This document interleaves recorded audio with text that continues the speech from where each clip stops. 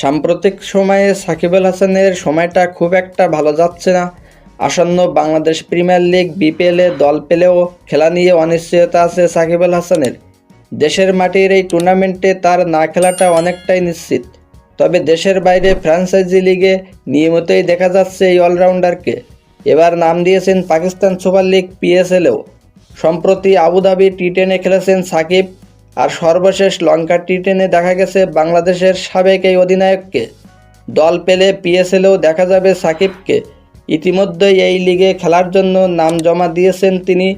PSL কর্তৃপক্ষ নিজেদের পেজে একটি পোস্টের মাধ্যমে বিষয়টি জানিয়েছে।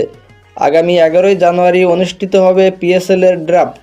সেখানে দেখা যাবে সাকিবের নামও। দল পেলে পাকিস্তানের এই লিগে খেলতে দেখা যাবে এই অলরাউন্ডারকে। এই লিগে নাম জমা দিয়েছেন বাংলাদেশের পেসার মোস্তাফিজুর রহমানও।